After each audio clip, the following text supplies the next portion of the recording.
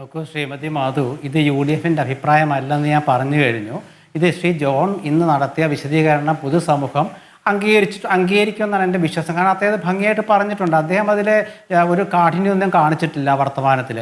പിന്നെ ഒരു സ്ത്രീകൾക്കായി നടത്തിയ ഒരു പദ്ധതിയെക്കുറിച്ച് ചില ഘടകത്തെക്കുറിച്ച് വിമർശിക്കുമ്പോൾ അതൊരു വിമർശനമായിട്ട് കാണുക, സ്ത്രീവിരുദ്ധതയായിട്ട് കാണരുത്.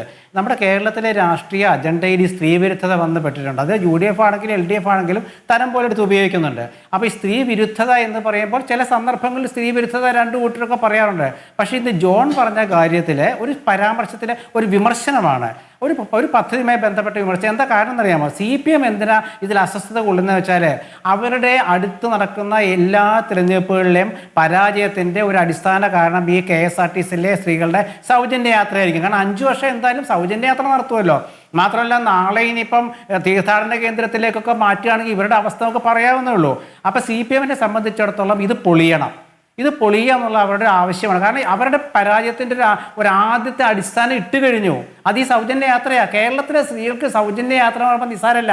അതുകൊണ്ടാണ് ഞാൻ പറഞ്ഞത് അതിനെ അടിസ്ഥാനപ്പെടുത്തിക്കൊണ്ട് ജോൺ താരതമ്യം ചെയ്ത് ശരിയായില്ലെന്ന് പറഞ്ഞത് അതുകൊണ്ടാണ്. പക്ഷേ ഇതിൽ സ്ത്രീ വിമർശനമാണ്, അത് സ്ത്രീ വിരുദ്ധതയല്ല. രണ്ടായിട്ട് ഞാൻ കാണുന്നുള്ളൂ. അതിപ്പോൾ വേറെ ഏത് രീതിയിൽ എന്നെ വ്യാഖ്യാനിച്ചാൽ എനിക്ക് വിരോധമില്ല. പിന്നെ കമ്മ്യൂണിസ്റ്റ് എന്ന് പറയാൻ കാരണം ഞാൻ അതിൽ ഉറച്ചു നിൽക്കുക. എന്താ അറിയോ, കമ്മ്യൂണിസ്റ്റുകൾ സാധാരണ ചില അവലോകനങ്ങൾ നടത്തുമ്പോൾ അവരുടേതായ കാഴ്ചപ്പാടിലേ നടത്തുള്ളൂ. അത് UDF എങ്ങനെ ചിന്തിക്കുന്നു ഈ ഗ്യാരണ്ടിയെക്കുറിച്ച്, കോൺഗ്രസ് എങ്ങനെ ചിന്തിക്കുന്നു ഈ ഗ്യാരണ്ടിയെക്കുറിച്ച് എന്ന് പറയുന്നതിന് പകരം ജോണിൻ്റെതായ ഒരു കാഴ്ചപ്പാട് അതിൽ അദ്ദേഹം ഉറച്ചു നിൽക്കുന്നു എന്ന് പറയുകയും ചെയ്തു. ആ കമ്മ്യൂണിസ്റ്റ് കാഴ്ചപ്പാട് കേരളത്തിലെ മാർക്സിസ്റ്റുകൾ കഴിഞ്ഞ 10 വർഷം കൊണ്ടുവന്നിട്ട് അവർ പരാജയപ്പെട്ടു. ആ കാഴ്ചപ്പാട് അടിമുടി മാറ്റണം. കാരണം തലമുറ മാറി. CPMനെ തോൽപ്പിച്ച തലമുറയാണ് ഇപ്പോൾ ഉള്ളത്. അതുകൊണ്ടാണ് ഞാൻ പറഞ്ഞത് ജോൺ പറഞ്ഞ വിശദീകരണമുണ്ട്. അത് വളരെ കൃത്യമായിട്ട് അദ്ദേഹം പറഞ്ഞു, പാവങ്ങൾ എന്ന് പറഞ്ഞാൽ നല്ലൊരു പാവപ്പെട്ട ഒരാൾ വെൽ ഡ്രസ്ഡാണ്. അപ്പോൾ ഈ വെൽ ഡ്രസ്ഡായ ഒരാളുടെ പാവമാണോ എന്നൊക്കെ തിരിച്ചറിയാൻ പറ്റുന്നില്ല. അതിന് അഭിനയമാണ്.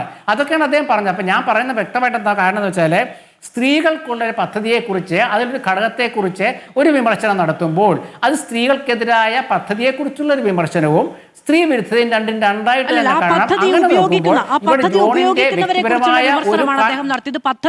പദ്ധതി മോശമായി പോയി എന്ന് പറയുന്നില്ല.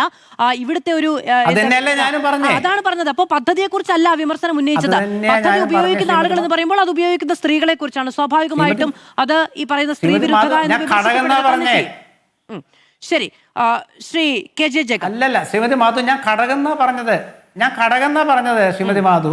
ഞാൻ പദ്ധതിയിലെ ഒരു ഘടകം എന്ന് ഞാൻ പ്രത്യേകം പറഞ്ഞിരുന്നു. ആ ഘടകം നിങ്ങളുടെ പദ്ധതിയിലെ ഘടകം ഇത് പച്ചയായിട്ട് പറയാം. കാരണം ഞാൻ വീണ്ടും പറയുന്നു, ഞാൻ പച്ചയായി തന്നെ പറയുകയും ചെയ്യുന്നു.